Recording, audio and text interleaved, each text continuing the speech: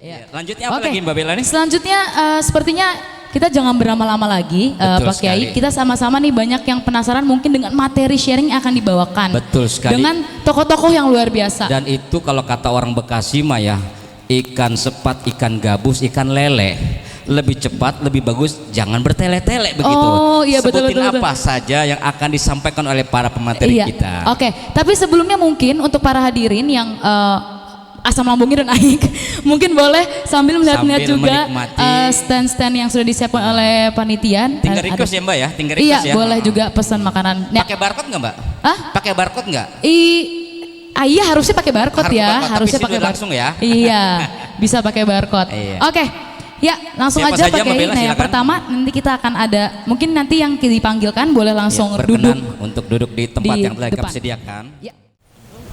Oke, sebelumnya mau kita sebutin juga nih ada stand-stand yang sudah disiapkan panitia, ada bebek, somai, tahu, krim, yang nanti boleh. Iya. Ada soto-soto yang mungkin Soto. Bapak Ibu Sayur sekalian. asam ada nggak Mbak? Sayur asam mungkin bisa dipesan lah ya. mungkin nanti bisa ya. dipesan lah ya. Mungkin di luar atau di Iya. pasar modern Iya, ada Pak Kiai. insya Oke.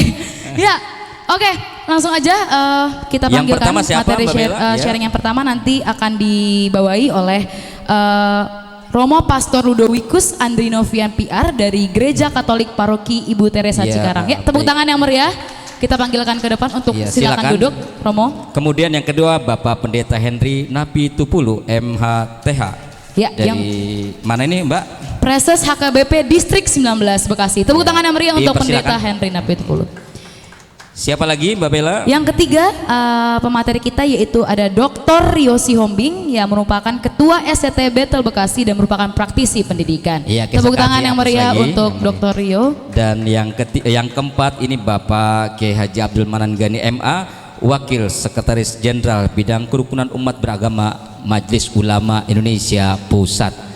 Kepada para narasumber yang baru saja disebutkan berkenan untuk menempati tempat duduk yang telah kami sediakan. Sekali lagi kita berikan aplaus buat para narasumber kita. Iya, luar biasa. Ini tokoh-tokohnya luar biasa yang punya kapabilitas ya untuk Sangat recommended apa yang beliau nanti sampaikan. Insya Allah semuanya ilmu buat kita semua. Iya, nanti boleh sambil dicatat-catat sambil mereka memberikan materi yang kira-kira mau ditanyakan oleh mereka tokoh-tokoh ini berempat, nanti dicatat Sehubungan aja. dengan materi yang disampaikan Mbak Ya, Bella ya. tentu saja. Oke, Dan dimohon juga para narasumber untuk silakan duduk. silakan duduk. Dan boleh. insya Allah masing-masing narasumber kami beri waktu 15 menit ke Ya, depan. Oke. Yang pertama ada materi sharing yang pertama yang tadi sudah saya sebutkan akan dibawakan oleh Romo Pastor Ludowikus Andrinovian PR selaku pastor rekan dari Gereja Katolik Paroki Ibu Teresa Cikarang. Izinkan saya untuk menjelaskan sedikit latar belakang dari Romo Pastor Ludowikus. Yang pertama, Romo lahir di Jakarta tanggal 3 Agustus 1995 dan ditabiskan pada 19 Agustus 2023. Riwayat pendidikan beliau dari tahun 2014 sampai 2019 di S1 Sekolah Tinggi Filsafat Yarkara, Jakarta Pusat. Di tahun 2020 sampai 2022 beliau mengambil S2 di Sekolah Tinggi Filsafat Yarkara, Jakarta Pusat. Dan pengalaman pastoral beliau dari tahun 2015 sampai 2016 mengajar anak di pinggiran Kelapa Gading dan juga mengajar agama di SD Strada di Pamarga Klender, SD Strada Vanlit Duren Sawit dan juga Santo Markus II Lubang Buaya, dan juga pelayanan asistensi paroki di Cijantung. Dan di tahun 2019 sampai 2020 Romo Pastor Ludowikus menjadi toper di paroki Mari Menerima Kabar Gembira Bomomani. Di tahun 2023 menjadi pastor rekan paroki Bojong Indah, dan terakhir hingga sekarang sebagai pastor rekan di paroki Ibu Teresa Cikarang. Dan materi yang akan dibawakan oleh Romo, nanti Romo akan membawakan tentang kebersamaan lintas agama. Bukan hanya tentang toleransi, tetapi bagaimana kita memahami dan menghargai perbedaan untuk menciptakan harmoni. Nanti submaterinya juga akan ada ajaran tentang cinta kasih, konsep umat Allah yang inklusif, dan juga peran gereja dalam mempromosikan kebersamaan dan harmoni. Baik, langsung saja untuk Romo Pastor Ludowikus, waktu dan tempat dipersilakan. Dan pada kesempatan ini berkenan Bapak Kiai Haji Habibie yang akan menjadi moderator. Iya. Kepada Bapak Kiai Haji Habibie langsung saja mungkin. Iya. Ya, sebelumnya kita akan langsung saja memberitahukan sedikit latar belakang dari keempatnya Pak Kiai. Nah, nanti setelah Bapak Romo Ludowikus kita akan ada Pendeta Hendrina Pitupulu MTH yang merupakan Bapak Preses HKBP Distrik 19 Bekasi. Preses sendiri merupakan pimpinan dari HKBP yang sifatnya menjadi pimpinan di wilayah Bekasi. Ya, beliau lahir di Parparean 11 Juni 1975 dan pendidikan beliau di tahun 1993 sampai 1998. Sarjana teologi dari STT HKBP Pematang Siantar. Di tahun 2009 sampai 2011 Master Teologia S2 dari Lutheran Theological Seminary di Hong Kong. Dan pelayanan beliau dari tahun 2000 sampai 2023 merupakan pendeta HKBP Resort Bahal Batu dan merupakan preses HKBP Distrik Medan Aceh. Dan yang menarik juga beliau merupakan anggota FKUB di Provinsi Sumatera Utara dan dari 2024 sampai sekarang merupakan preses HKBP Distrik 19 Bekasi. Nanti materi yang akan disampaikan oleh beliau nanti akan ada bagaimana ajaran Kristen Protestan dalam mempromosikan kerukunan dan toleransi dan pengalaman Bapak Pendeta sendiri dalam membangun kerukunan dengan umat beragama lain dan juga tantangan dan peluang dalam menjaga kerukunan lintas iman di masyarakat dan peran pendeta dalam mempromosikan kerukunan dan toleransi antar umat beragama. Pentingnya kerjasama dan dialog antar umat beragama untuk menjaga kerukunan. Nah, berikutnya Mbak Bella. Berikutnya yang tidak kalah hebat ada Dr. Rio Sihombing, yaitu merupakan Ketua STT Bethel Bekasi dan doktor muda bidang teologi sekaligus praktisi pendidikan. Pendidikan beliau mengambil S1 Teologi di Institut Teologi dan Keguruan Indonesia Jakarta. Lalu yang kedua S2 Teologi di STT Bethel Indonesia dan juga mengambil doktoral teologi di STT Okumene Jakarta. Karir beliau merupakan Ketua Sekolah Tinggi Teologi Bethel Bekasi periode 2021 sampai sekarang.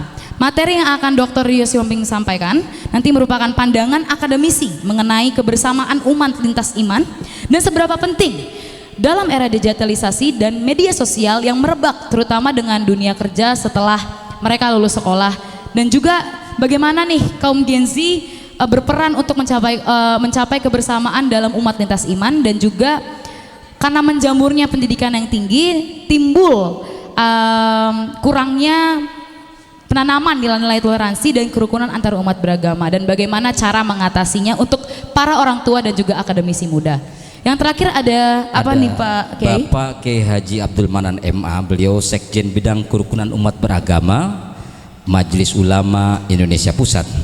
Profil singkat beliau adalah Ketua PBNU yang aktif dalam berbagai kegiatan keagamaan dan kemasyarakatan. Beliau juga dikenal karena kepemimpinannya dan komitmennya dalam mempromosikan pemahaman dan kerjasama antar komunitas.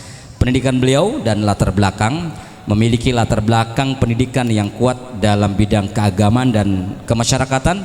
Yang kedua juga salah satu karya tulisnya adalah yang sangat viral pada tahun 2014 yaitu Silsilah Keilmuan Ulama Nahdlatul Ulama yang pernah diterbitkan oleh PBNU pada tahun 2014. Adapun pengalaman dan kegiatan beliau, yang pertama Ketua PBNU Nahdlatul Ulama, pengurus besar Nahdlatul Ulama, kemudian aktif dalam kegiatan keagamaan dan kemasyarakatan termasuk peringatan Maulid Nabi besar Muhammad dan kegiatan agama Islam yang lainnya. Yang ketiga berperan dalam mempromosikan kesatuan dan kerjasama antar komunitas. Materi yang beliau akan sampaikan yang pertama bagaimana peran ulama dalam mempromosikan kebersamaan lintas iman dan mengatasi perbedaan. Yang kedua tantangan dan peluang dalam merawat kebersamaan lintas iman di masyarakat. Yang ketiga ayat-ayat Al-Quran yang mempromosikan toleransi dan kebersamaan. Yang keempat hadis-hadis Nabi yang berkenaan dengan pentingnya toleransi dan kebersamaan. Dan yang kelima adalah konsep ukhuwah, persaudaraan dalam Islam yang mencakup kebersamaan antar umat. Maka dari itu nggak usah lama-lama lagi ya Mbak ya, berkenan Bapak Kiai Haji Habibie untuk memandu dialog ini. Kepada Bapak Kiai Haji Habibie dipersilahkan. Assalamualaikum warahmatullahi wabarakatuh. Untuk saudaraku yang Kristiani, salam. Untuk saudaraku yang dari agama Hindu, Om Swastiastu, suksema semuanya. Untuk saudaraku yang beragama Buddha, nama budaya ada yang Buddha?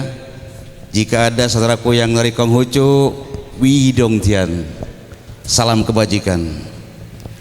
Baik, terima kasih kepada panitia. Saya ditunjuk langsung menjadi moderator.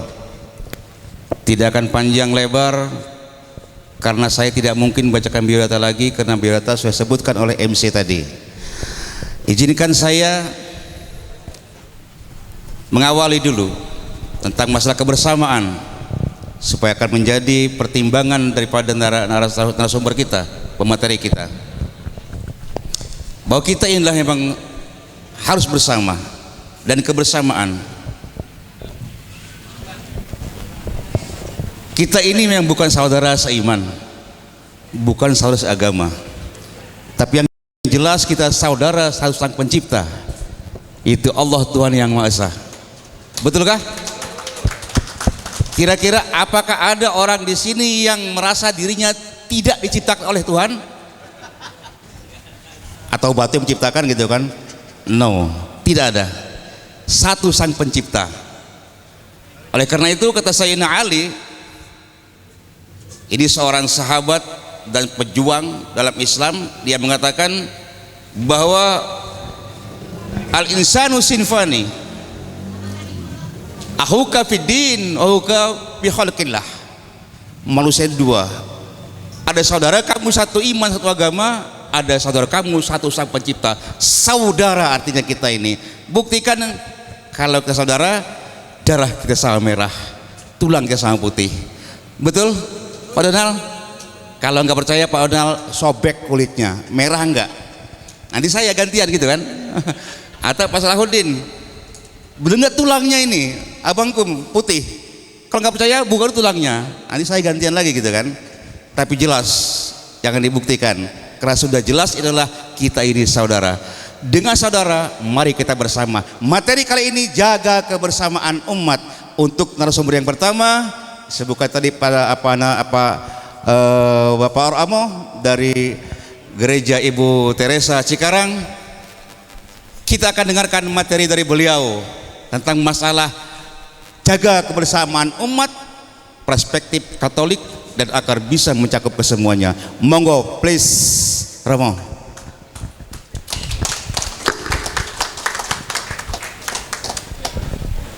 Kepada seluruh pembicara, Pak Habibie, lalu juga seluruh pemuka agama yang datang dan saudara-saudariku dari agama lain, salam Pancasila semuanya.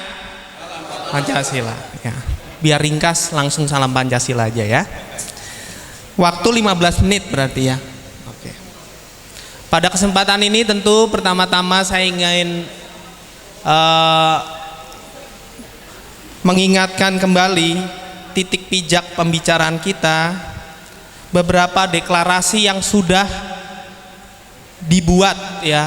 Pada tahun 2024 itu ada deklarasi Istiqlal ya, di mana pada waktu itu ada kunjungan Paus Fransiskus ke Istiqlal bertemu dengan Imam Nazaruddin, dan di sana pertemuan yang kiranya ingin membangun dengan tokoh-tokoh agama lain juga suatu kesepakatan menanggapi yang pertama dehumanisasi ya.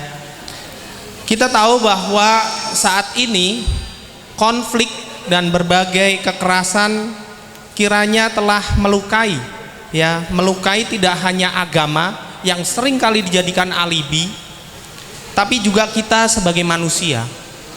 Lalu yang kedua itu menanggapi masalah lingkungan, bahwa keharmonisan, saya mengingatkan, itu tidak berhenti pada kita manusia. Ketika keharmonisan, tanpa melihat suatu keterkaitan kita seluruh alam ciptaan, itu tidak akan tercipta keharmonisan yang sejati. Karena antara ketika kita tidak juga menghargai lingkungan, kita ini satu jaringan yang saling terhubung, pasti yang lain akan berdampak. Dan bagaimana kita melihat kemarin banjir di Bekasi, itu dampak yang paling nyata. Bagaimana kita satu sama lain saling terhubung. Dan kedua, saya ingin mengangkat titik pijak pembicaraan ini dengan deklarasi Abu Dhabi, ya, di mana di sana bertemu imam besar dari Kairo, kalau nggak salah Al-Tayyib, ya. Al-Tayyib bertemu Paus Fransiskus juga menekankan itu mengenai kemanusiaan dan juga ekologis. Maka kiranya apa yang bisa kita juga rundingkan, atau mungkin apa yang bisa kita pikirkan saat ini, ya khususnya di wilayah sekitar distrik Grand Wisata ini, ya. Mungkin satu hal yang ingin juga saya angkat ialah mengingat tadi masalah-masalah yang terjadi. Saya ingin mengingatkan tahun ini kita sudah menginjak kurang lebih 25 tahun lebih setelah tragedi 98. Dan para ilmuwan, para juga budayawan mengingatkan bahwa era itu adalah era kekelaman kita. Ya, kemerosotan yang terjadi di mana banyak hal di sana, dari nepotisme, dari korupsi, lalu pemerkosaan, lalu macam-macam hal terkait dengan konflik kepentingan terjadi. Nah, mungkin itu juga menjadi titik pijak kita juga di era sekarang, ya. Dan mungkin kita juga bisa merefleksikan saat ini, apakah kemerosotan moral yang terjadi saat itu, coba bandingkan dengan apa yang terjadi sekarang ini. Apakah masih sama atau tidak, ya? Kalau masih sama, ya kita berarti berjalan stagnan sebagai bangsa Indonesia, di mana konflik-konflik, lalu juga berbagai praktik-praktik yang menyebabkan kerugian dan tidak membawa banyak manfaat bangsa kita, ternyata masih terjadi hingga saat ini. Karena nyatanya kita sebagai bangsa tidak selalu bertahan dari apa yang baik, dari tanggung jawab kita. Menarik, dalam kolom Kompas salah satu tulisan saya lupa dari seorang akademisi Sanata Dharma, bahwa pentingnya kita jangan terjebak sebagai manusia nirwastu, ya. Maksudnya apa? Kita manusia sadar bahwa perlu mawas diri, ya. Mawas ini sikap berjarak terhadap suatu kondisi di mana sebelum menentukan sikap, kita sadar betul apa yang baik, apa yang betul. Dan orang yang mawas, ya sungguh mengakui salah sebagai salah, baik sebagai baik. Tapi namun terkadang tanggung jawab kebaikan untuk menjalankan tanggung jawab itu dilepas oleh begitu saja, karena dengan apa yang mereka sebut sebagai kenyamanan, ya. Nah, orang ingin nyaman lalu menggunakan praktik-praktik jalan pintas akan tanggung jawab yang sudah dipegang tidak dijalani secara baik lagi, namun ya digunakan dengan praktik-praktik jalan pintas yang merusak. Dan menarik, dalam Tempo, ya, ada istilah sekarang kalau dalam dunia politik itu trias politika, tapi sekarang ada yang menyebut trias koruptika, ya, dimana di antara legislatif, eksekutif, lalu juga satu lagi itu Mahkamah Konstitusi, ya bayangkan, ya, apa namanya, berbondong-bondong korupsi gitu. Ya tentu ini juga akan terus mengakar dalam akar masyarakat kita, karena yang sebagai perwakilan sendiri saja sudah tergerus. Dan tentu ini yang juga jadi keprihatinan kita, ya, sejauh mana kita merefleksikan dulu tahun 97 sebagai era kekelaman, dan kemerosotan moral yang direfleksikan ternyata apa daya di saat sekarang pun masih ada.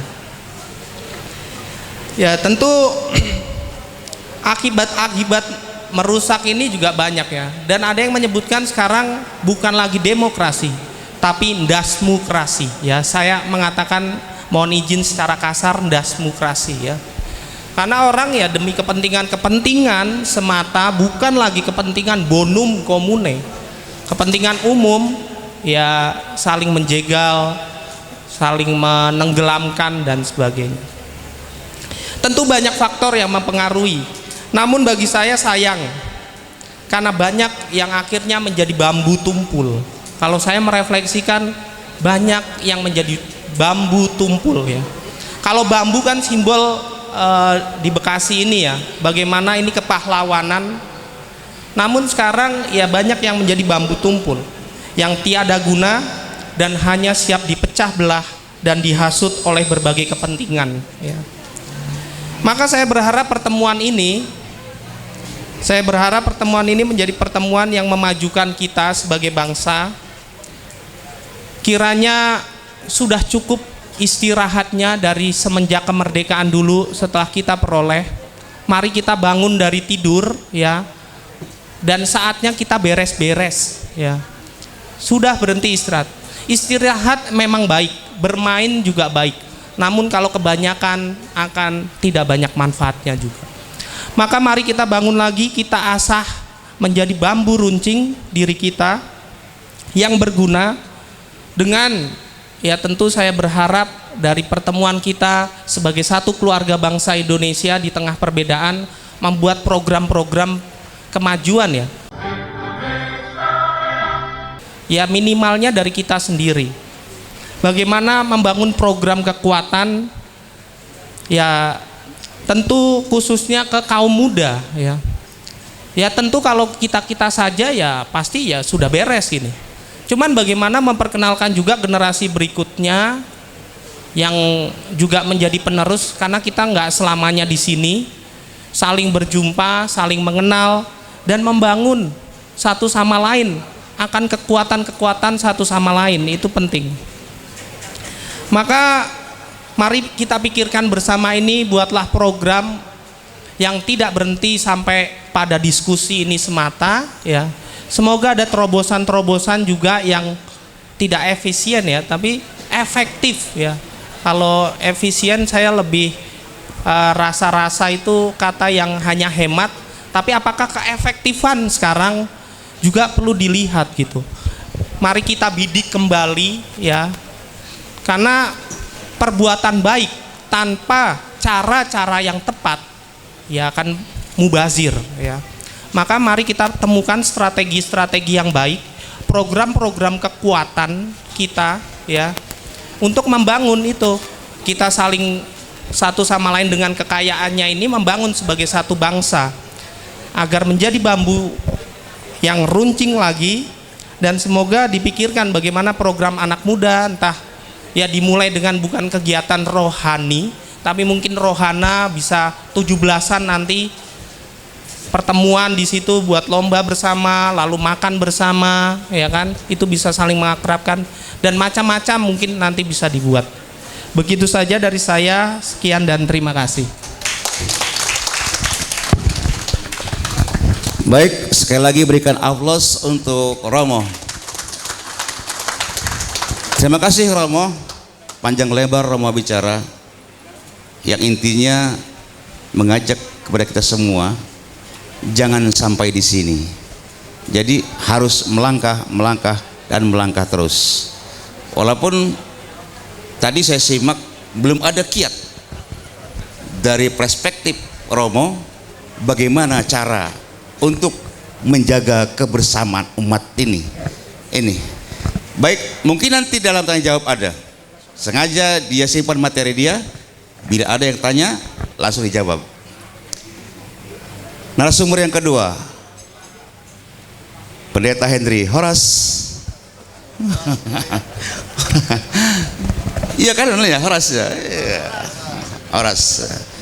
Jangan Horas bah ya.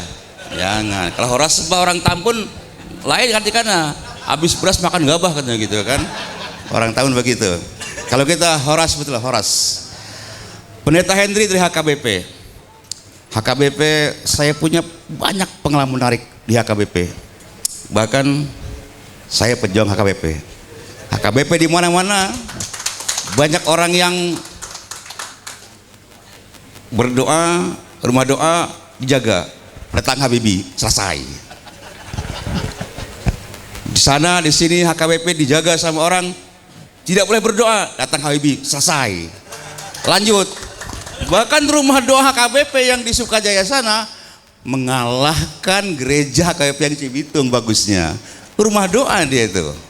Itu pengalaman-pengalaman yang menarik, perjuangan dalam memberikan kebebasan saudara kita untuk beribadah. Baik, Pak Henry, please sampaikan materinya.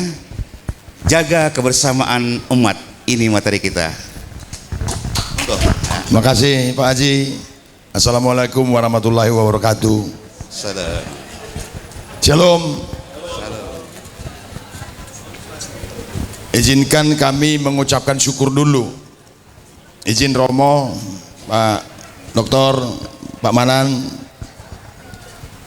Setelah informasi ini sampai kepada kami melalui Pak Haloho, sungguh sangat bersyukur saya. Kenapa? Karena halal bihalal di kompleks masjid katanya. Memang ini yang saya mimpikan dari waktu saya preses di Medan.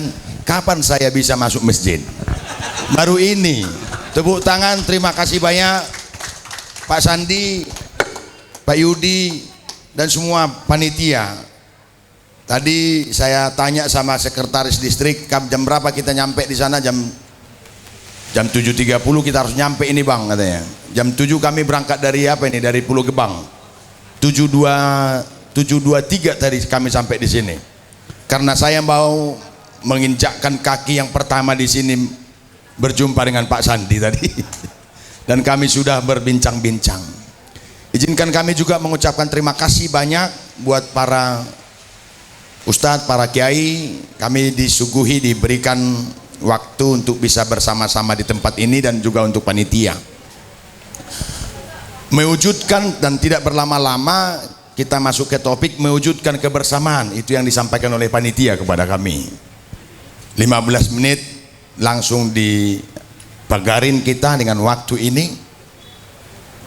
Kalau jalan untuk kebersamaan umat, sebagai pendeta HKBP, kami tolong juga diizinkan untuk memberikan gambaran HKBP ini seperti yang disampaikan oleh Pak Ustadz tadi. Organisasi ketiga terbesar itu, setelah saya preses di HKBP Distrik Bekasi ini, kita langsung membuat riset melalui Renstra, Pak Kiai. Kita bentuk tim Renstra. Terdapat dari tim Renstra itu, jemaat kita di Distrik Bekasi ini sekitar 80.395 jemaat. 80.000 dari 2 kabupaten kota, yaitu Kabupaten Bekasi dan Kota Bekasi. Itu terdiri dari 26 resort dan 47 gereja. Yang dikatakan Pak Ustadz tadi, kami juga mensyukuri itu. Karena tanpa peran Pak Kiai dan Pak Ustadz, gereja-gereja kita mungkin juga mengalami kesusahan untuk bisa mereka bersama-sama berdoa. Mewujudkan kebersamaan umat ini tugas kita. Dari sekian banyak tugas yang diamanatkan oleh Sang Juru Selamat kita, pada saat ini kebetulan kita masuk dalam masa-masa Prapaskah. Semalam hari Jumat kita memperingati wafatnya Isa Al-Masih. Pada saat ini kita masuk dalam waktu Prapaskah. Amanat agung bahwa HKBP dari sekian banyaknya umatnya menjalankan amanat Sang Raja, Sang Juru Selamat itu menjadi berkat bagi dunia. visi HKBP menjadi berkat bagi dunia. Dari visi itu sangat jelas bahwa tugas sebagai pelayan dan juga sebagai umat itu diamanatkan kepada seluruh umat HKBP dimanapun berada, kepada seluruh pelayan dimanapun dan bagaimanapun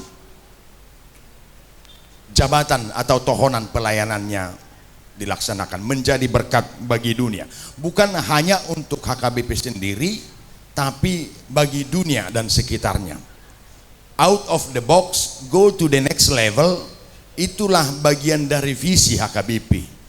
Oleh karena itu, seturut dengan ajaran Tuhan Yesus Kristus, Matius pasal 22 ayat 37 sampai ayat 40, lebih jelasnya di ayat 39 dikatakan, kasihilah Tuhan Allahmu dengan segenap hatimu dan dengan segenap jiwamu dan dengan segenap akal budimu. Itulah hukum yang pertama. Dan hukum yang kedua adalah kasihilah sesamamu manusia seperti dirimu sendiri. Pada kedua hukum inilah tergantung seluruh hukum Taurat. Di sana HKBP, warga jemaatnya dan juga para pelayannya harus mengasihi sesama manusia. Dan itulah bagian dari tata laksana mengasihi Allah. Kristen dalam kerukunan dan toleransi secara khusus HKBP berada dan harus menunaikan kasih itu yang selalu kita katakan kasih agape, kasih tanpa batas, kasih tanpa sekat. Dan di sana juga harus dilaksanakan bagaimana kita menghargai kebinekaan, menghargai kebebasan, menghindari prasangka buruk terhadap agama lain, meyakini bahwa komunikasi antar umat beragama yang diaktifkan akan bisa membangun bagaimana kebersamaan kita ke masa yang akan datang. Yang berikut, Ibu Bapak, Saudara-saudari, sesuai dengan yang disampaikan panitia kepada kami, bagaimana pengalaman pribadi saya dalam menunaikan toleransi beragama. Sebelum saya ditempatkan HKBP menjadi preses di Bekasi, saya adalah mengemban tugas sebagai preses di Medan Aceh. Di Medan Aceh itu ada sekitar 220 umat kita di Medan. Di sana kerukunan beragama sangat luar biasa. Saya bagian dari anggota FKUB Provinsi Sumatera Utara. Ketua kami sampai sekarang Pak Muhammad Hatta, kirim salam beliau. Saya izin selalu kalau berjumpa sama Pak Ustadz sama Pak Kiai, saya izin sama beliau mau jumpa sama rekan-rekan di Bekasi. Sampai salam Pak Muhammad Hatta, Ketua FKUB Provinsi Sumatera Utara. Pengalaman kita di sana bagaimana kita membangun dialog dan juga temu, berbincang-bincang, diskusi bersama lintas agama, dan memiliki cara pandang bagaimana moderasi beragama kita kedepankan dalam setiap derap langkah kita. Bagaimana komitmen kebangsaan kita, anti kekerasan, toleransi, dan menghargai juga kearifan-kearifan lokal. Ibu Bapak, perlu kami sampaikan juga di sini, makanya saya tadi ngobrol sama Pak Sandi waktu kita pelayanan dari Medan ke Banda Aceh. Kita menaik bus bersama keluarga, waktu itu bersama tim.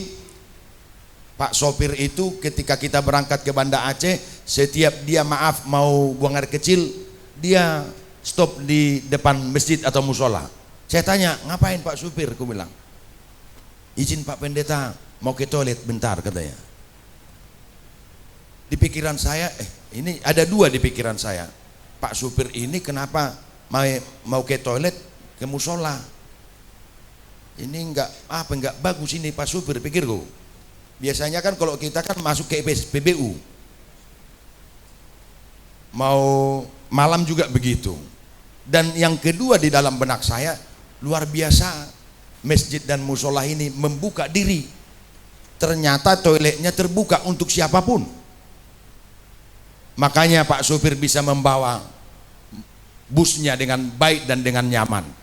Dan saya lihat masjid ini adalah satu-satunya yang saya lihat, masjid saya lihat yang pertama membuka diri untuk semua. Dan sekat-sekat di depan sana, pagar-pagarnya kayaknya ini terbuka untuk semua. Dan juga kita sudah bisa di sini. Saya pikir pengalaman ini juga memberikan waktu dan ruang kepada kita dengan berbagai keberagaman itu.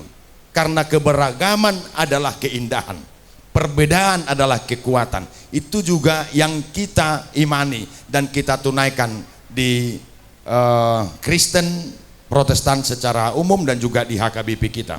Pengalaman pribadi juga Pak, bapak-bapak dan ibu-ibu, waktu masih kecil saya telah dibimbing dengan toleransi. Kami tinggal bersama orang tua di daerah Tapanuli sana. Jadi kalau waktu hari raya begini, hari raya para kawan-kawan muslim mengantar kembang layang ke rumah, sama ada itu sasagun namanya. Apa bahasa Indonesianya itu? Sagun-sagun. Sagun. Itu diantar ke rumah kita yang Nasrani. Kalau kita di Natalan di sana, saya masih ingat itu orang tua saya menyuruh saya mengantar kembang layang sama wajit-wajit yang merah-merah itu. Ada roti-roti kecil, kita antar itu ke rumah kawan-kawan kita muslim di sana. Dan itulah yang mendasari kita bahwa pengalaman pribadi yang demikian, bagaimana kita sama-sama menghargai, bagaimana kita sama-sama bisa menerima perbedaan-perbedaan yang ada di antara kita, akan tetapi kita satu derap langkah ke depan untuk membangun kebersamaan. Karena sekali lagi, perbedaan itu adalah kekuatan, keberagaman itu adalah keindahan. Tantangan dan peluang yang kalau saya lihat dalam pelayanan, izin Pak Ustadz, Pak Kiai semua, kita baru melayani di Bekasi ini 4 bulan pertama ini. Jadi tantangan yang saya lihat, saya mendengar sebelum saya datang ke Bekasi, kalau Bekasi adalah kota yang toleran nomor 2, kota Bekasi, dan nomor 2. Kalau boleh nanti Kabupaten Bekasi ini menjadi kota kabupaten yang paling toleran nomor 1 di Indonesia, harapan kita ke masa yang akan datang. Saya pikir dengan situasi dan kegiatan-kegiatan yang seperti ini bukan hanya kali pertama, tapi bagaimana ini adalah yang pertama untuk kita teruskan ke masa yang akan datang. Bagaimana kita melihat tantangan-tantangan. Saya kutip tadi apa yang dikatakan Pak Sandi, kalaupun ada mungkin ribut-ribut sedikit-sedikit, itu bumbu-bumbu. Saya pikir karena untung ada yang begituan, biar semakin mempererat kita ke masa yang akan datang. Tapi sejatinya peluang-peluang kita sangat banyak. Peluang kita duduk bersama seperti halal bihalal ini, bagaimana juga kita menghargai perbedaan itu, bagaimana kita juga memiliki rasa kebersamaan untuk membuka dialog bersama, bagaimana juga kita mampu bersama-sama mewujudkan kerjasama antar organisasi kita.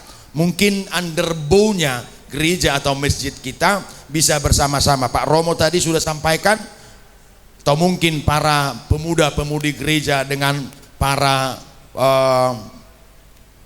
pemuda-pemudi masjid kita, para remaja kita mungkin bisa dalam segala kegiatan yang ada kita bersama-sama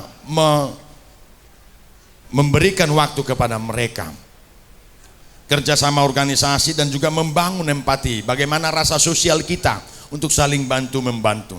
Ibu bapak, saudara-saudari, para bapak yang terhormat dan terkasih, kita juga di gereja kita di HKBP selalu sampaikan ke seluruh jemaat dan juga para majelis, ketika ada perayaan-perayaan, para kawan-kawan kita lintas agama, mari bagaimana kita mendukung mereka melalui kegiatan-kegiatan mereka. Apa yang bisa kita bantu, mari bersama-sama membantu, baik itu secara material, moral, dan pikiran kita bersama-sama. Peran tokoh agama ini yang terakhir saya pikir sangat diharapkan juga. Terima kasih untuk panitia karena para tokoh agama mengajarkan nilai-nilai toleransi itu dengan kegiatan secara formal dan non formal. dan juga bagaimana kita menggagas sebuah kegiatan ke depan untuk hal yang lebih baik dan melibatkan semua, melibatkan umat baik yang bersama-sama berkegiatan di tengah-tengah gereja dan masjid dan juga rumah ibadah kita bersama-sama. Ke depan kami membuka diri untuk memiliki rasa bersama-sama dalam kegiatan-kegiatan seperti ini, mewujudkan kebersamaan umat ini. Mari bersama-sama kita membangun toleransi dan kerukunan umat beragama dengan satu moto bahwa keberagaman itu indah, perbedaan itu adalah kekuatan kita. Terima kasih, Tuhan memberkati. Horas. Aplaus sekali lagi buat Pendeta Henry. Luar biasa, luar biasa. Matius 30 yang beliau ucapkan tadi, mari kita saling mengasihi, mengasihi kepada Allah dan mengasihi kepada sesama manusia, sejalan dengan hadis Nabi, Ar-Rahmanu yarhamur Rahman, irhamu man fil ardi yarhamhum man fis sama. Begitu Islam itu. Artinya apa? Tuhan itu sangat senang kepada orang yang saling kasih mengasihi. Oleh karena itu kasihanilah oleh kamu orang-orang yang di bumi, nanti yang di langit akan sayang kepada kamu. Islam begitu, sejalan dengan Matius. Oke? Siap. FKUB gitu loh. Aduh. Terima kasih Pak Pendeta Henry. Kita tidak berlama-lama, nanti ada tanya jawab. Yang ketiga, Dr. Yos Yombing, Horas. Ya orang kita juga Medan kan? Saudara Horas ya. Kami persilakan kepada Dr. Henry dengan segudang pengalamannya untuk memberikan kiat-kiat bagaimana caranya kita bisa sampai kepada tema ini, menjaga kebersamaan umat. Please, after you. Oke. Terima kasih Pak Moderator. Assalamualaikum warahmatullahi wabarakatuh. Salam sejahtera buat kita semua. Shalom, Om Swastiastu, Namo Buddhaya, salam kebajikan, Rahayu. Saya duduk saja ya Pak Moderator supaya lebih santai. Perkenalkan saya juga pendeta dari Gereja Bethel Indonesia. Kebetulan saya ketua dari Sekolah Tinggi Teologi yang ada di Bekasi Timur, saudara-saudaraku. Kemudian saya juga menggembalakan di Harapan Indah dan di Purwakarta. Sebagai awal perkenalan kita, bulan lalu itu saya dipanggil sama Pak Menteri Agama Nazaruddin Umar ke Masjid Istiqlal. Itu pertama kali saya masuk Masjid Istiqlal dan saya 3 kali salah masuk pintu, saudara-saudaraku. Gate 5, gate 6, ternyata kantor imam besar itu di gate 7. Jadi saya masuk, saya nggak tahu parkir di mana, saya parkir di samping mobilnya Pak Menteri. Tapi yang hebatnya security di situ justru izinkan saya di situ, saya ketemu Pak Kiai. Jadi Pak Menteri itu bilang begini, kita itu selalu bicara mengenai kerukunan umat beragama. Bagi Pak Menteri itu sebenarnya itu sudah lewat harusnya. Yang kita harus bicarakan itu adalah kerukunan antar 3 unsur, yaitu manusia dengan Allah, manusia dengan alam sebenarnya. Kalau kita melihat gejala-gejala yang ada di situasi dunia sekarang ya, misalnya peperangan antara Rusia dengan Ukraina, kemudian bagaimana kekejian yang terjadi di jalur Gaza. Kalau menurut Pak Menteri masih jauh lebih besar korbannya ketika manusia tidak mengalami kerukunan dengan alam. Misalnya kebakaran yang terjadi di Los Angeles, kemudian bagaimana bencana alam yang terjadi di Myanmar, Thailand, sampai ke beberapa wilayah itu memakan korban yang jauh lebih besar. Karena kalau kita bicara menjaga, salah satu materi yang diminta saya di sini adalah bicara mengenai Gen Z, Bapak Ibu Saudaraku. Anak-anak kita sekarang itu justru tidak terlalu membicarakan mengenai kerukunan.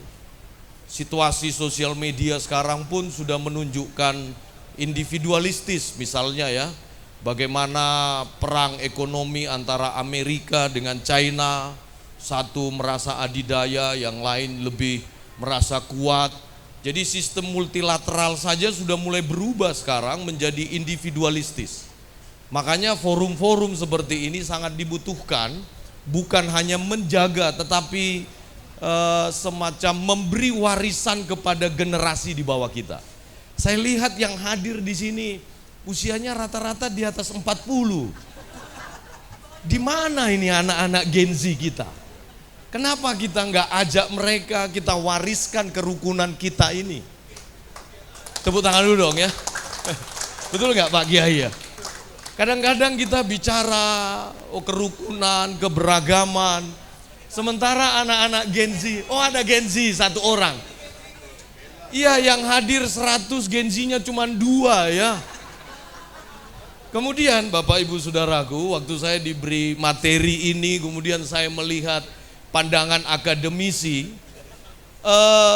kemarin dari Pembimas Jawa Barat di Bandung itu merilis satu survei, ternyata kekristenan di Jawa Barat itu mengalami penurunan kurang lebih 3%. Kurang lebih 3%. Ternyata penyebabnya bukan karena mereka berpindah agama, tetapi tidak mau terlibat dalam kegiatan agama lagi. Saya pikir ini bisa terjadi di daerah-daerah dan wilayah yang lain, karena ternyata gejala ini bukan hanya di Jawa Barat, di Amerika, Eropa, di negara-negara maju.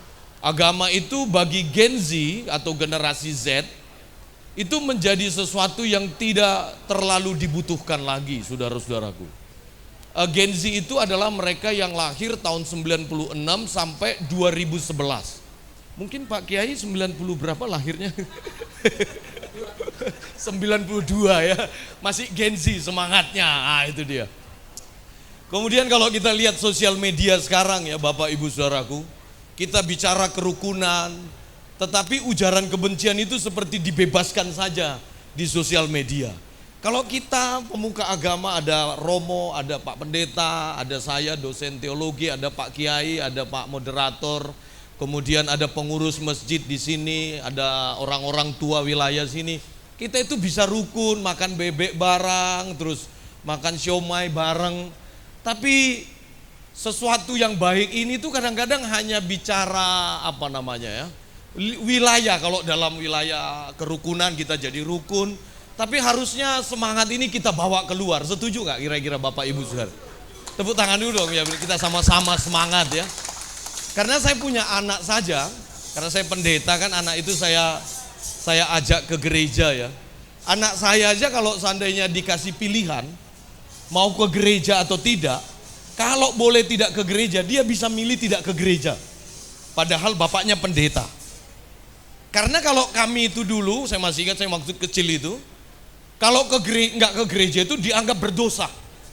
Betul nggak? Kalau kawan-kawan kita dari Pak Kiai, kalau anak nggak ke masjid, nggak sholat, nggak ngaji, itu dianggap justru orang tuanya yang malu, saudara-saudaraku. Tapi kalau sekarang anak saya baru 9 tahun, kemarin itu dia main game online dengan temannya, main TikTok, kemudian dia ada TikTok sekarang itu yang lagi keren itu. Wah begitu. Atau nanti habis ini kita bikin juga ya begitu ya, biar keren ya kita sedikit ya. Makanya saya bilang ini, ayolah agama itu kita harus atur dengan packaging yang baik, yang menarik, supaya generasi Gen Z yang kita lahirkan di bawah kita tidak menjauhi keberagaman agama ini. Justru mereka menjadi penerus yang baru untuk membawa semangat kerukunan antar beragama. Setuju ya saudara-saudaraku ya?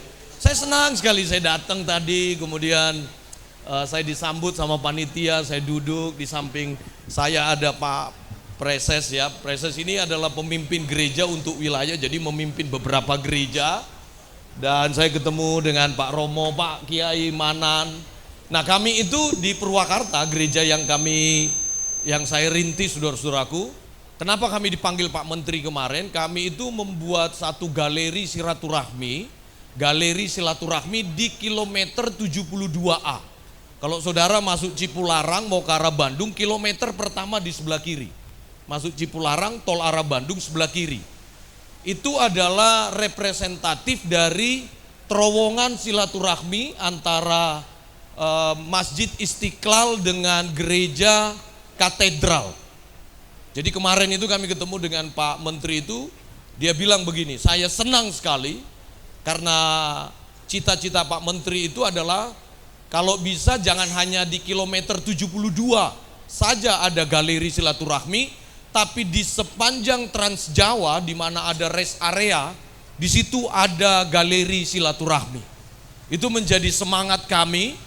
Karena saya pikir kalau kita bicara perbedaan itu nggak ada habis-habisnya. Yang ada kita akan saling siapa yang lebih kuat, siapa yang lebih benar. Sementara agama itu kan berangkat dari dua kata, A dan gama. Gama itu artinya kacau, saudara-saudaraku. A itu artinya tidak. Sehingga agama itu kalau digabungkan, tujuannya adalah agar tidak terjadi kekacauan. Makanya semangat-semangat keberagaman ini khususnya kepada generasi-generasi Z di mana mereka yang kuasai teknologi. Marilah kita mewariskan, bukan hanya menjaga tetapi mewariskan ke generasi di bawah kita. Karena ada satu planning ya, kalau kita di Kristen di Sekolah Tinggi Teologi, salah satu penelitian itu nanti mungkin 10-15 tahun ke depan yang khotbah di gereja itu mungkin udah bukan orang seperti kami lagi. Mungkin sudah robot AI. Mungkin saja, yang pertama ya kalau AI itu yang khotbah, dia tidak punya emosional yang terbawa dengan suasana. Netral dia nanti. Kemudian dia tidak lupa nats khotbahnya karena sudah di-set semuanya, di-setting baik. Saya pikir bukan hanya di gereja, mungkin di masjid-masjid nanti akan ada robot-robot Pak Kiai Manan. Seperti Pak Kiai yang bicara tapi itu AI. Tentunya lebih ganteng lah ya AI-nya ya. Lebih muda juga.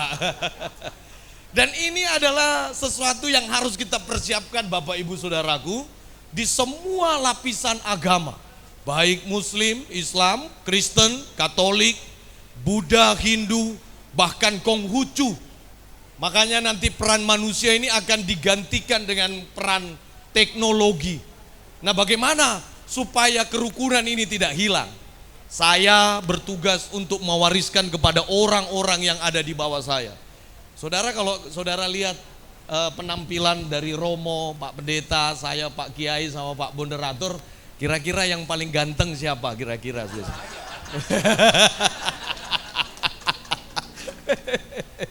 Saya sengaja kalau saya mengajar atau saya khotbah itu selalu karena banyak yang mendengar saya atau umat yang saya gembalakan atau yang saya pimpin anak-anak muda, jadi gaya mulai dari style saya harus sesuaikan. Karena bagi anak-anak muda ada gap antar anak muda dan orang tua yang membuat mereka seolah-olah tidak dibutuhkan, saudara-saudaraku. Kenapa anak-anak muda sekarang kalau dia duduk bersama dengan Pak Kiai dia dengar, tapi belum tentu pikirannya juga dengerin kita ini, anak-anak muda sekarang. Kalau dia dengar khotbah saya, Pak Pendeta atau Romo, seolah-olah mereka ada di situ tetapi hati dan pikirannya tidak ada di situ. Makanya sekarang agama ini kita harus set bagaimana supaya ketika diwariskan, ini menjadi sesuatu yang baik untuk mereka terima dalam dirinya. Agama itu bagi Gen Z itu dianggap menjadi satu wadah yang penuh banyak aturan, harus begini, harus begitu.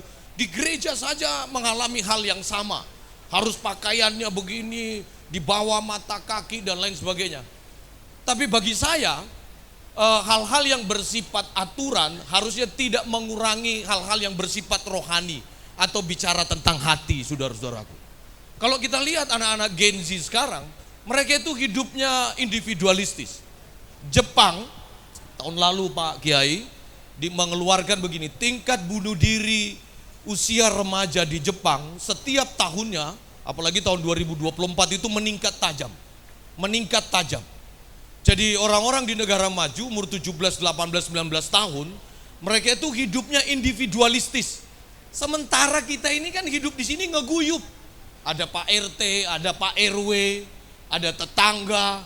Walaupun kadang-kadang sesama klaster tetangga satu dengan tetangga yang lain nggak saling sapa ya. Hanya gara-gara persoalan tong sampah siapa yang paling gede kan. Kecuali yang ada di Grand Wisata ini di perumahan yang lain lah kira-kira begitu. Kan kadang-kadang persoalan kita hanya gara-gara sampah doang, benar nggak Pak? Pak Kiai ya? Wah sampahmu banyak, wah sampahku sedikit. Ya orangnya cuma 3, di situ 7, pasti sampahnya lebih banyak ya. Kecuali perumahan Grand Wisata, semuanya adem ayem di sini. Coba lihat, boleh nggak lihat kanan kirimu kalau itu tetanggamu bilang benar nggak kita saling sapa? Coba tanya dulu. Karena kita bicara kerukunan umat yang besar, kita mulai dari diri kita dulu deh, Bapak Ibu Saudaraku. Nggak usah sama tetangga, di dalam keluarga dulu deh. Siapa dari tadi yang mau berangkat di sini suami istri yang sama istrinya berantem dulu sebelum berangkat ke sini? Pasti nggak ada ya, nggak ada yang ngaku ya. Saya mau tanya Pak Kiai nggak enak. Ya kita mulai kerukunan, kita bicara yang besar, mari kita mulai dari keluarga, dari klaster, dari perumahan, kita bawa ke kecamatan, kabupaten, kota. Yakinlah semangat dari acara kita menjaga kerukunan ini akan terbawa terus sampai wilayah yang jauh lebih besar. Saya pikir itu saja, karena moderator sudah pegang mic berarti waktunya sudah habis ya. Terima kasih, saya ucapkan, saya kembalikan ke Pak Moderator, terima kasih. Aplaus sekali lagi untuk Pendeta Rio Sihombing. Terima kasih Pak Dokter. Begitu banyak karena beliau jam terbangnya sudah betul-betul mumpuni dan juga sebagai dosen, sebagai pendeta, sebagai kepala perguruan di STT teologis. Luar biasa. Namun apa yang beliau harapkan tadi itu, kenapa kita di sini semuanya kolonial?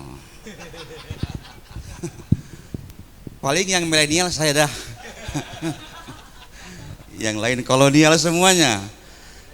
Jangan khawatir, Pendeta Rio, di FPKU BGW ada pemudanya untuk lintas agama. Sama dengan kami di FKUB ada formula Forum Pemuda Lintas Agama yang kami beri tugas mereka itu masuk ke sekolah-sekolah SLTA dulu, memberikan pemahaman tentang toleransi sejak dini kepada mereka. Semoga tadi ini dari Pak Rio kiat yang jelas sesuai dengan kita. Kata beliau, mulai dari keluarga dulu. Kalau kata Islam, Nabi berkata, ibda binafsik, dari diri dulu. Kita rukun dengan keluarga, rukun dengan saudara, maka rukun itu akan menular ke yang lain, ke semuanya. Baik, 10:30. Tadi saya oleh panitia dikasih waktu hanya sampai jam 11. Kita punya narasumber pemateri satu lagi. Ini gongnya gitu. Ini gongnya ini. Ini gongnya. Nanti kita buka sesi tanya jawab, diskusi kita. Setelah penyampaian dari narasumber kita, Al-Mukarram Bapak Kiai Abdul Manan Gani. Oleh karena itu, tafadhol.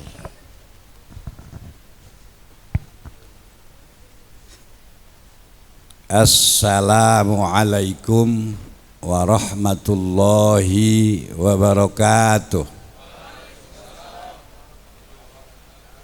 Selamat siang, salam sejahtera untuk kita semua.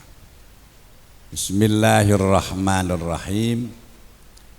Alhamdulillahilladzi hadana lihada wa ma kunna linahtadiya laula an hadanallah. Allahumma sholli ala sayyidina Muhammad wa ala alihi wa sahbihi wa man tabi'a huda, amma ba'd. Romo yang saya hormati, Romo Ludokwikus Andri Novia, terima kasih. kemudian Bapak Pendeta Henry Napitupulu, terima kasih Pak.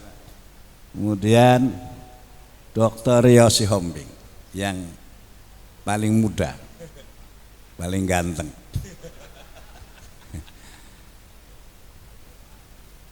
Bapak Ibu yang saya banggakan, saya muliakan, Ketua FKUB Grand Wisata yang berhasil menyelenggarakan acara ini.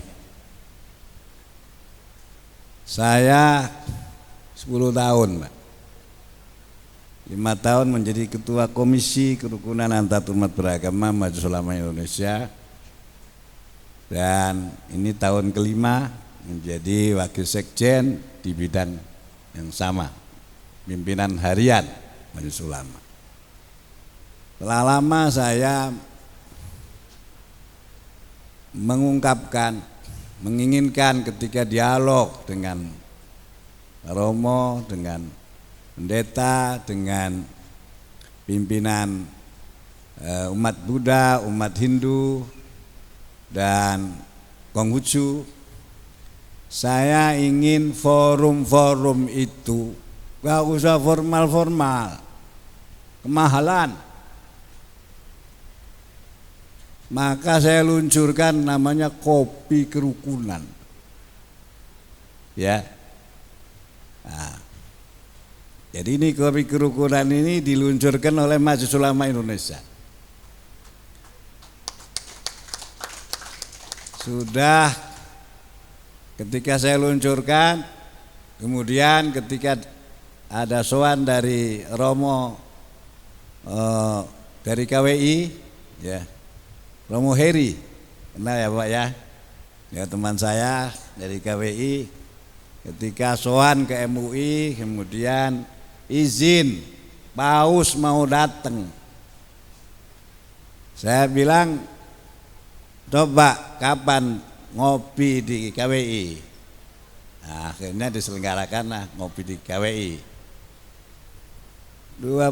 Sebelum Ramadan, menyambut Ramadan, saya bikin di pesantren.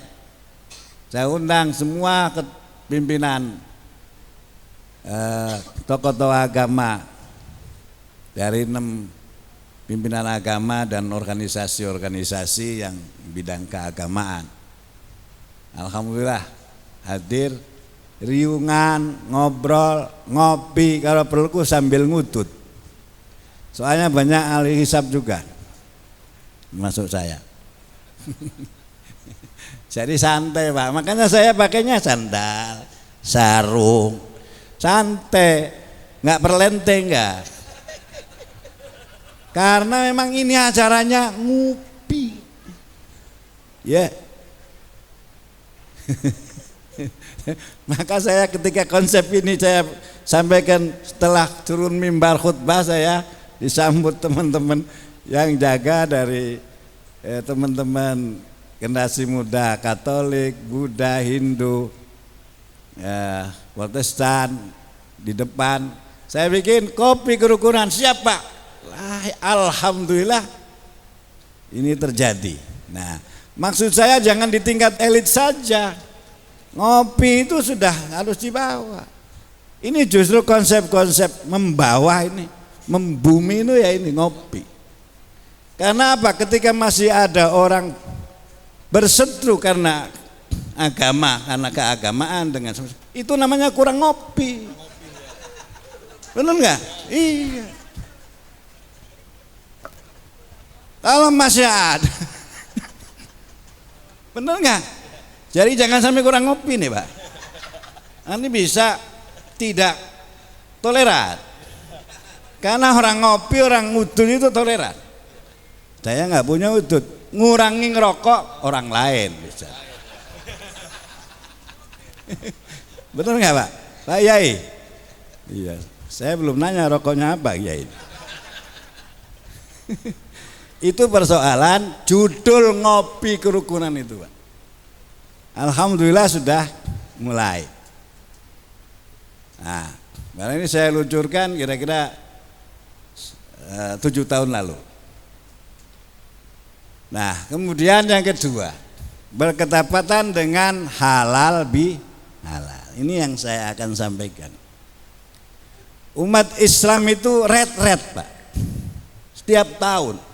Ret-retnya bukan seminggu, tapi sebulan.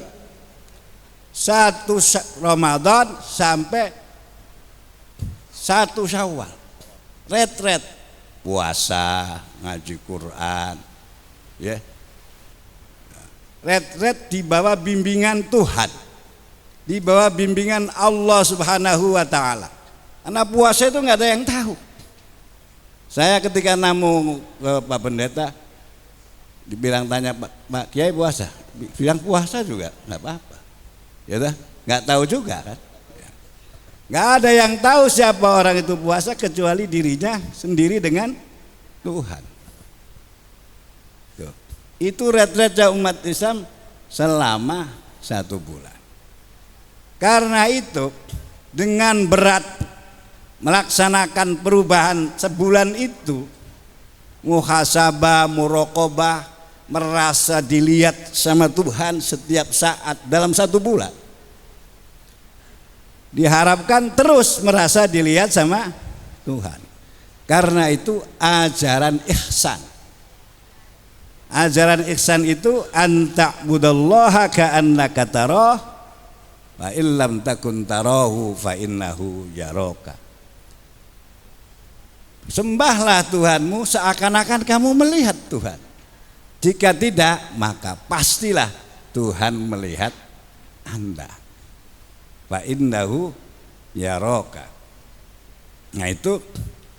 Nah, maka orang yang berpuasa sebulan penuh itu, kata Rasulullah, Nabi Agung Muhammad sallallahu alaihi wasallam, man shoma ramadhana imanan wahtisaban ghufira lahu ma taqaddama min dzambi.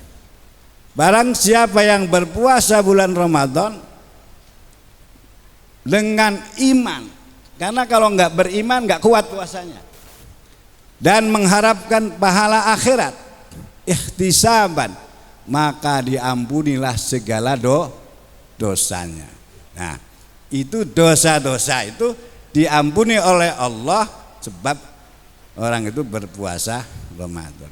Tetapi ini perlu diingat, Bapak-bapak kaum muslimin, ya, bahwa dosa yang diampuni itu dosa hubungan antara manusia dengan Tuhan. Maka dosa-dosa yang hubungan dengan sesama, dosa dengan orang tua, nggak diampuni sebelum orang tua itu memberi maaf. Maka ada budaya pulang kampung.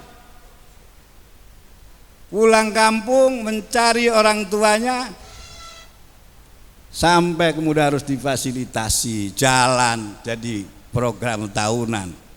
Proyek jalan itu program proyek tahunan juga. Ya, betul ya Pak? Iya. Perbaikan jalan terus menerus. Alasannya mau mudik, padahal ada alasan lain juga. Bapak Ibu yang saya hormati, di kampung sudah nggak ada orang tua, tapi barangkali masih ada saudara tua, masih ada pernah gesekan rebutan warisan, ya, pulang juga minta maaf kepada saudara tua. Nah, maka ada founding fathers kita, para tokoh dulu zaman Soekarno, namanya Hadratus Syekh Kiai Haji Wahab Hasbullah, pendiri Nahdlatul Ulama, bikin ketika kekacauan politik antara di waktu Orde Lama, maka bikinlah silaturahmi para pemimpin disebut halal bihalal. Ya, jadi ini halal bihalal itu adalah bagaimana menyambung hubungan antar sesama manusia. Tetapi bukan saja kalau hubungan sesama manusia itu bukan hanya sesama muslim, tetapi juga kalau punya dosa kepada orang lain, ya, walaupun misalnya dosa kepada non muslim, itu juga termasuk ketika umat muslim menzalimi orang non muslim, itu dosa. Karena itu perlu minta halalnya, minta maafnya kepadanya. Karena ini halal bihalal didesain untuk bisa bertemu saudara-saudara kita termasuk bersama non muslim, maka dikemas dengan acara halal bihalal, ngopi bareng, ngopi kerukunan. Ya. Nah, nanti kita tunggu ya, Pak Pendeta kapan bikin acara ngopi. Ya, itu. Ya. Ya. Kalau dulu kangen dengan Romo Heri yang saya. Apa Romo? Kamu ini pindah dari KWI kemana itu? Ya. Bapak Ibu sekalian yang saya hormati, ini upaya. Ini merupakan upaya bagaimana membangun kerukunan. Karena bagi tokoh agama Islam membangun kerukunan perintah agama. Pertama, dilarang memaksa orang lain untuk masuk agama. Ya, untuk masuk agama Islam. Allah berfirman dalam Al-Qur'an, la ikraha fiddin. Tidak boleh ada paksaan dalam maksud agama. Karena memasuki Islam itu hidayah. Ya, hidayah.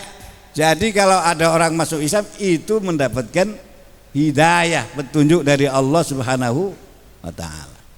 Karena ketika ayat ini turun, itu ada satu kasus namanya Al-Hasin memaksa anaknya untuk masuk Islam. Dua anaknya yang pulang dari Syam kemudian pulang ke Madinah, bapaknya memaksa anaknya masuk Islam. Turun ayat ini, tidak boleh ada paksaan walaupun itu pada anaknya, apalagi kepada orang lain. Nabi sendiri ketika membujuk pamannya untuk bersyahadat, kemudian pamannya tidak bersyahadat, tetapi kemudian turun ayat, innaka la tahdi man ahbabta walakinallaha yahdi may yasha. Kamu Muhammad tidak bisa memaksa orang untuk bersyahadat, karena syahadat itu hidayah dari Allah. Akulah yang memberikan hidayah itu. Bapak Ibu sekalian yang saya hormati, jadi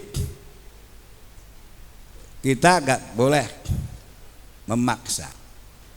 Yang kedua, kita sudah jelas dalam Al-Quran perintah agama, lakum dinukum waliyadin. Bagimu agamamu, bagiku agamaku. Udah selesai. Ya, umat Islam sudah selesai. Pada orang lain gak boleh ikut campur agama orang lain. Lakum dinukum waliyadin. Bagimu agamamu, bagiku agamaku. Nah, kita juga diperintah. Karena itu sudah selesai, maka kita diperintah untuk saling hormat menghormati. Dan itu perintah agama. Ya ayyuhan nas, inna khalaqnakum min dzakari wa untha wa ja'alnakum syu'uban wa qabaila lita'arafu. Inna akramakum indallahi atqakum. Wahai sekalian manusia, inna khalaqnakum, sesungguhnya kami menciptakan kamu, min dzakari wa untha, dari laki-laki dan perempuan, dari Adam dan Hawa. Kullukum min Adam wa Adamu min turab. Kalian semua, kita semua dari Nabi Adam. Nabi Adam diciptakan dari tanah. Lihat, ya, kita semuanya dari yang sama. Kemudian wa ja'alnakum syu'uban wa qabaila, kami jadikan kamu, setelah kami ciptakan, kami jadikan kamu bersuku-suku dan berbangsa-bangsa. Sejak zaman Nabi Nuh punya putra 3, Syam, Ham, Yafet. Ya, saya baca di Tarikh Al-Umam wal Muluk. Ya, Syam Smith. Ya, orang Arab sama orang Amerika itu sama, Smithish. Ya, India sama. Ham, orang-orang Afrika yang wajahnya hitam, ya, kulitnya hitam. Nah, Yafes keturunannya antara Cina, Thailand, Indonesia, matanya sipit, hidungnya tidak mancung. Saya berani kalau bilang pesek. Ya. Ah, jadi ini satu rumpun, ya, syu'uban, berbangsa-bangsa, wa qabaila, dan bersuku-suku, lita'arafu, supaya kamu saling kenal mengenal, saling bekerja sama, harus ta'aruf satu sama lain antara suku-suku dan bangsa-bangsa ini. Tidak boleh saling mengancam. Nah, sekarang ini saling mengancam. Saya bikin tuh Gaza Jahannam, Jahim. Siapa yang ngancam begitu? Siapa yang ngancam begitu? Trump. Ya. Begitu belum menjadi jahim di Gaza, Amerika terbakar. Ya. Nah, jadi tidak boleh ada ancaman-ancaman begitu, itu menyalahi ajarannya itu. Kalau dia orang Kristen, menyalahi ajaran Kristen. Ya. Nah, tidak boleh saling mengancam. Bapak Ibu sekalian yang saya hormati, nah, syu'uban wa qabaila li ta'arufu. Karena itu didesain ini untuk saling kenal mengenal. Saya belum nggak kenal pendeta Pak Nainggolan, Napi Tupulu. Saya bersama Pak Gultom biasanya, Pak. Ya, satu panggung sama Pak Gultom biasanya. Sekarang Pak Gultom pensiun ya. Iya. Dan kalau sama Romo Heri, terus sekarang udah ganti juga Romo Heri di KWI ya. Nah, jadi saya udah 10 tahun ini, Pak. Bapak Ibu, ya, ini penting. Ya, itu pesan agama bagi Islam itu untuk rukun. Li ta'arufu, saling kenal mengenal, karena itu ada hubungan. Kita bisa membangun silaturahim. Rahim itu siapa yang ciptakan? Tuhan. Kata Allah, Anar Rahman wa Anar Rahim. Aku yang maha pengasih dan aku yang maha penyayang. Khalaqtur rahima, aku menciptakan rahim yang ada di perut ibu-ibu itu. Rahim itu namanya, kenapa rahim? Kenapa namanya rahim? Itu Allah sendiri yang memberi nama.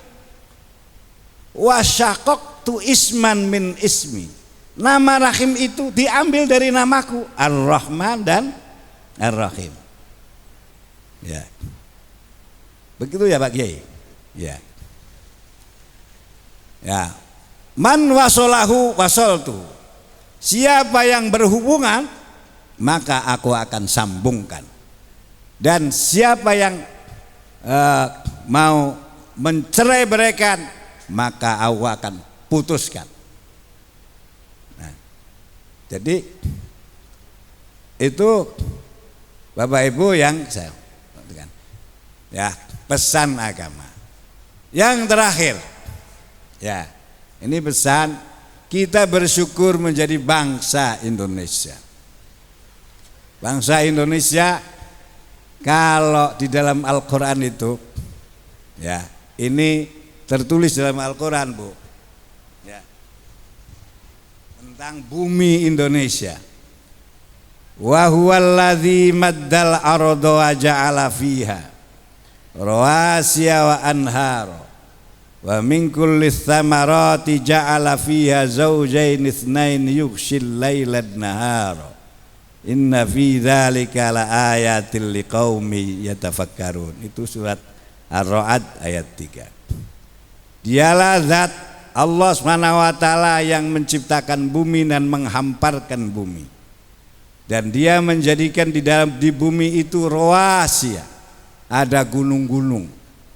Ya. Gunung-gunung. Wa anharo, dan bengawan, sungai-sungai.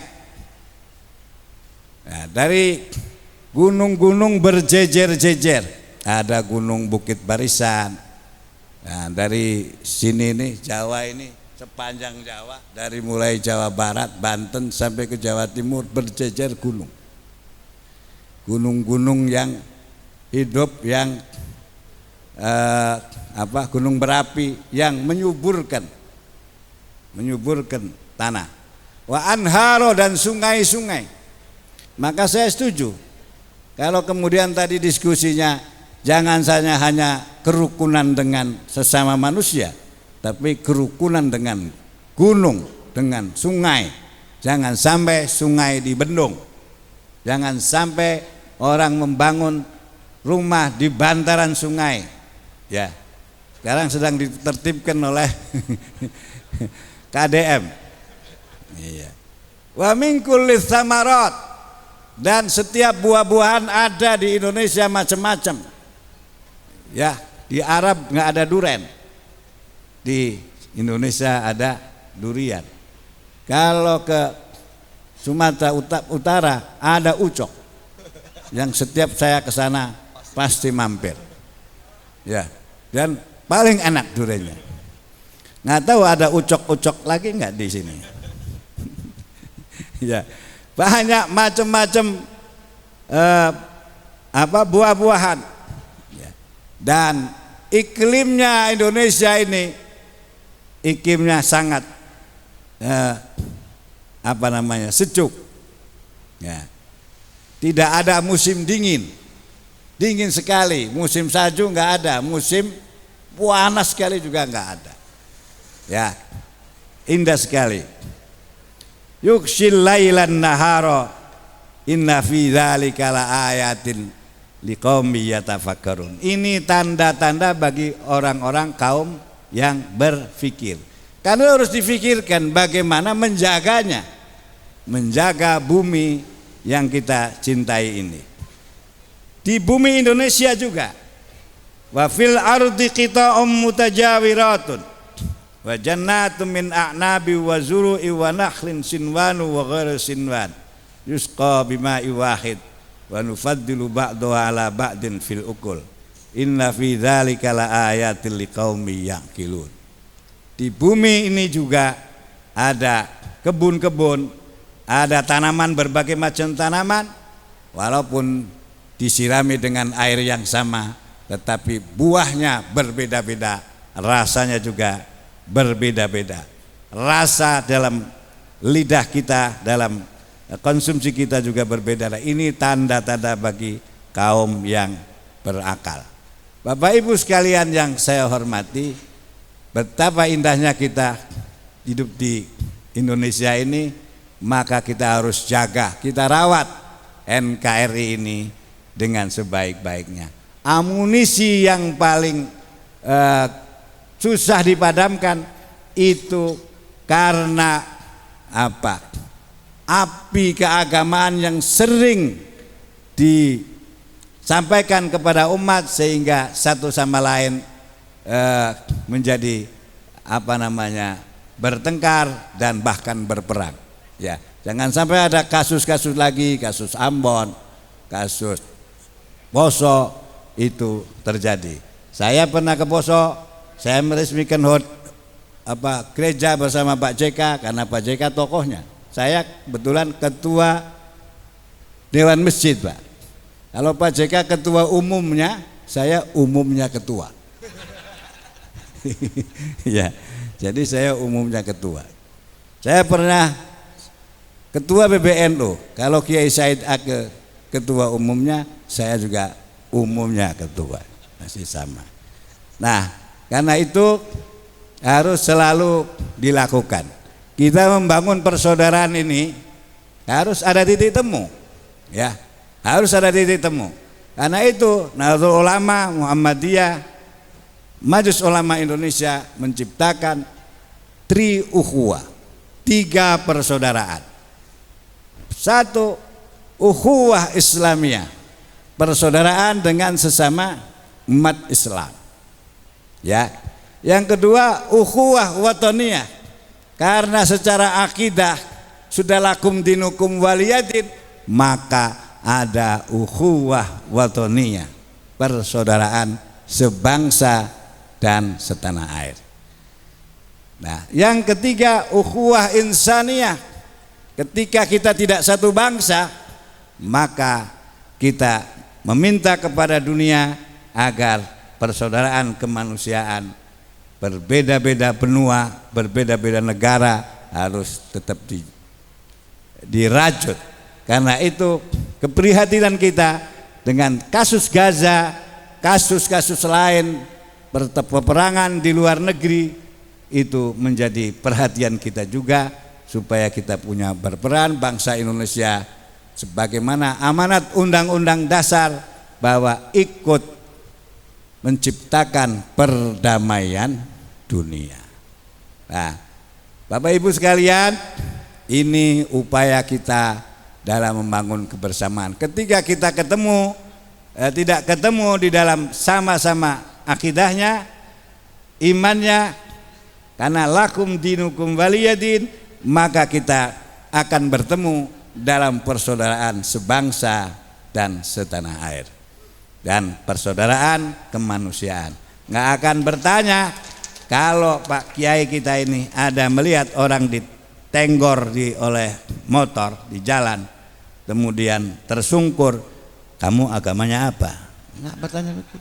Yang penting segera ditolong bawa ke rumah sakit. Demikian, mudah-mudahan bermanfaat. Akhirul kalam, wallahul muwaffiq ila aqwamit thoriq, wal afu minkum.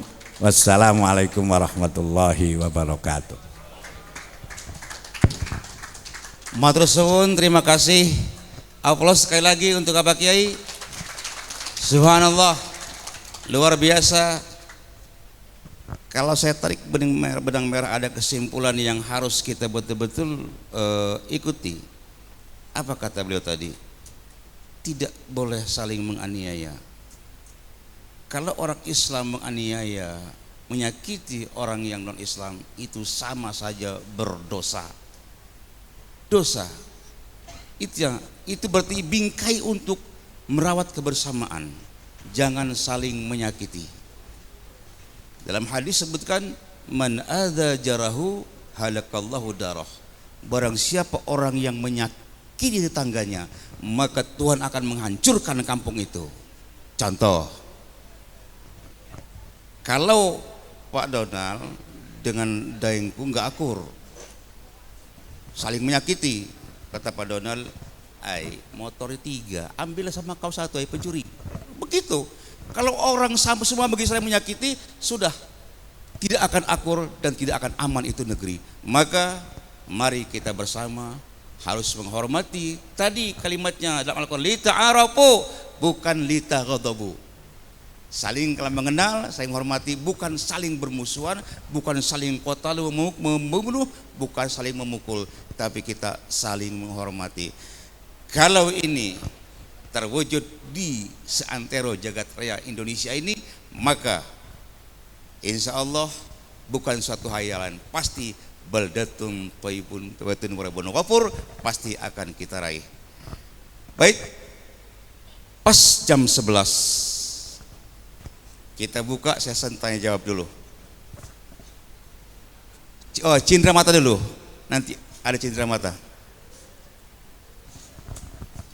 Ya, panitia memberikan cindera mata kepada narasumber kita sebagai kenang-kenangan bahwa inilah kita saudara semuanya.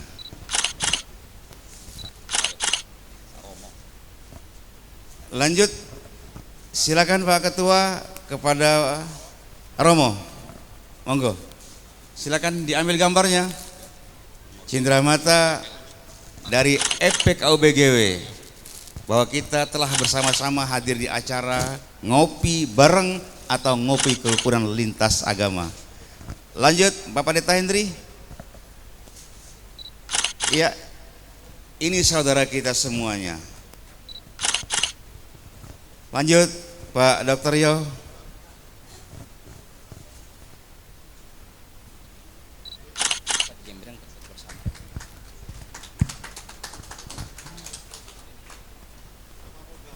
Udah cukup, saya nanti aja di sana.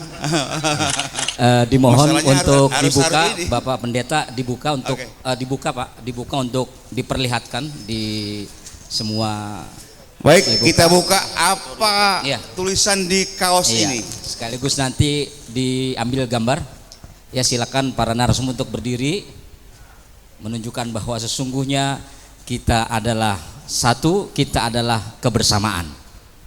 Ya, didampingi Ketua EPKUB Grand Wisata beserta Sekjen, dipersilakan untuk ikut foto.